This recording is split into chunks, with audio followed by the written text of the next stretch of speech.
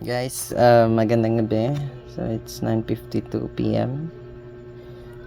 Kakatapos ko lang mag-experiment mag-wiring ng MDL. Trinay ko lang sa tulong ng YouTube Academy. So ayun, magde-demo ako ngayon. So nakakonekta na lahat, tapos na.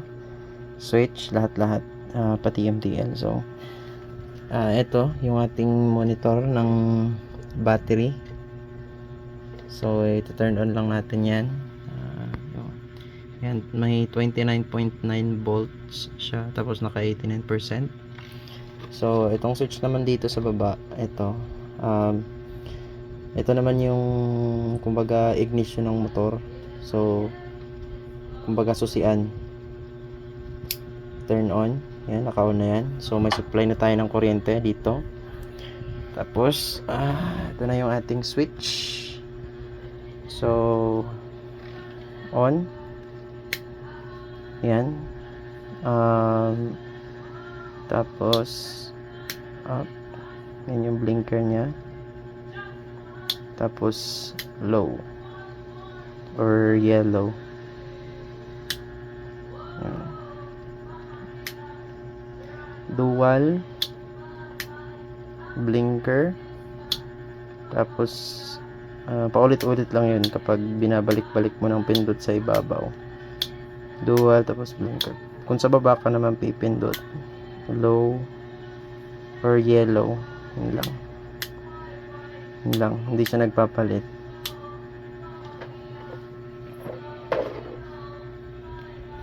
Pero pwede nating choice ko lang kasi yun na yung ilalagay kong mode sa kabilang switch is yung dual tsaka blinker, pero pwede nating palitan ng all white lang. So yung mangyayari kapag balik rin mo yung switch ng pindot, yung mangyayari yung ilaw puti tsaka yellow or high and low lang, walang dual. Kasi kailangan nating magdagdag ng isang switch para mapagana natin yung dual tsaka blinker, o di kaya ikabit nyo or ikabit natin sa horn, tapos another relay tsaka diode. Ayan, so pwede ko naman tong palitan, itong wire na to. So i-off muna natin tong switch para wala nang supply ng kuryente, para safe. Tapos yung monitor niya nakailaw pa rin yan, pero pwede natin i-off yan. Ayan, 29 yung reading niya, 29. Ayan, tapos i-off natin para hindi nagko-consume ng kuryente. So subukan nating ipagpalit itong yung dual tsaka blinker, palitan natin ng all white mode. Kasi kanina yun nga, yellow lang, kumbaga low, yellow, high kasi yung puti sa akin tas dual tsaka blinker. So palitan natin. So ayan guys, napalitan na natin. So ito yung kanina, itong pula, which is ito yung para sa dual, nagsasabay yung puti tsaka yellow, at tsaka blinker, yung nabiblink. Pinalitan ko ng white na wire, which is ito yung sa puti, para yung iilaw yellow tsaka puti na lang, kumbaga high yellow tsaka low puti. So yan, so subukan natin ulit, ganun pa rin. Yan, check natin, ino-on ko lang to para ma-check natin yung konsumo ng baterya niya, kung ilan yung natitirang laman ng battery habang nagpe-perform tayo, nagde-demo.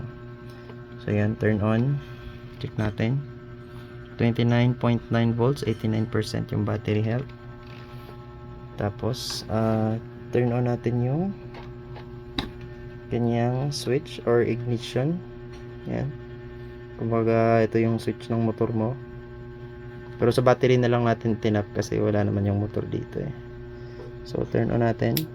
Yan. So may supply na yan. So ngayon try natin.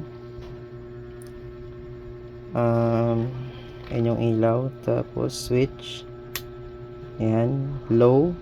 Yellow. Tapos sa ibaba, sa itaas, high, puti. Yan lang. Baba, yellow, itaas, puti. Pero pag inulit mo siya sa itaas, puti lang talaga yung ilaw. Hindi kagaya kanina na nagpapalit from dual tapos nagbi-blink. Ngayon, puti lang. Kahit ulit-ulitin mo yan pa itaas, puti lang yan. Tapos sa baba rin, kahit ulit-ulitin mo yan, dilaw lang din. Tapos pag inulit-ulit mo baba ay taas, ganun lang din mangyayari. So yan. Gagawa pa ako ng isang video kapag tapos na. Gagawan ko ng video yung pagkakabit ko ng dual tsaka blinker. So yan lang. Salamat.